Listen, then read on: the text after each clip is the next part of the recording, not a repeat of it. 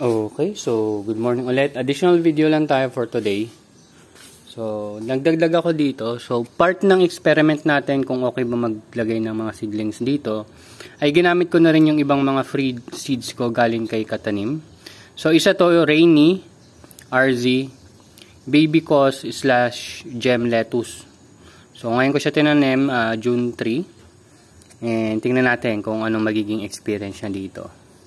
Parang itsurang romaine din yata siya eh. Pero magkaiba yata yung gem lettuce eh. So hopefully maging okay yung experience niya dito kasi medyo mainit yung lugar natin. Titingnan na lang natin. Pero sa ngayon, ang pinaka-stable ko talagang variety is itong Olmeti. Yan. So siguro approximately ano ba to? Per styro, maka-harvest ka dyan siguro mga 1.5 kilos. Yan, 1.5 kilos kada styro. So, pwede na, no? So, kung uniform man naman yung maging tubo nila, so, sa isang styro, 3 for 100. So, meron kang 500 kada styro. So, bawi mo na agad yung ginastos mo sa styro box. Nga pala, yung bili ko sa styro box, 245. Wala kasing butas yan. Ako na nagbutas. Pag may butas siya, abot pa ng mga 300 or something. Anyway, maliban dyan, ito pala, banggitin ko, itong plastic, polyethylene plastic yan. Actually, ito.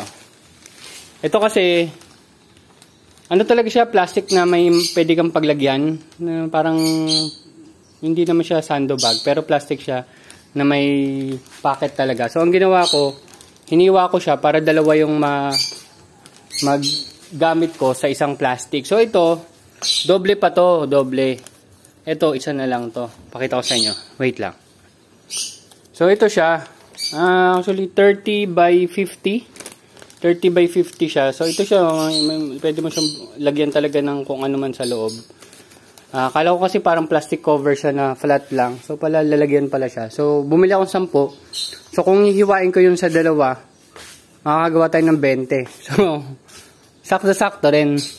So, ito hindi pa nahati. Medyo nakita ko nahihirapan i-close yung container. Ito naman nakahati na, medyo mas okay. So, moving forward, kasi ito may laman na yung mga yan kaya hindi ko na masyadong papakalaman. Titimplahan ko na lang sila ngayong araw. Tapos, ayun. Tapos ito pa. Matagal ko nang gusto magpatubo nito pero hirap na hirap ako magpa-germinate. So para lang mabawasan yung seeds na meron dun sa ref, tatanim ko na to lahat doon. Yung sa dating nilalagay natin ng cherry tomato. Ibubudbud ko lang dyan tapos bahala na si Batman. Parang ganon. Sana tumubo siya. Yan. Yun lang naman additional video natin. So may bago tayong tinanim. Tapos in-explain ko yung plastic. Tapos ito. And pinaka-activity ko for today is i-move itong mga sampayan namin papunta doon. Yung mga sampayan na nandun, hindi ko siguro muna papakalaman kasi hindi pa naman tayo nag-expand dito. Pero yung mga nasa sampayan na nandito, kailangan magawan ko ng paraan para ma-move natin doon or ma-divert natin para ito.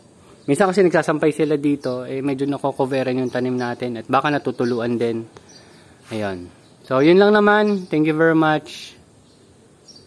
Bye-bye.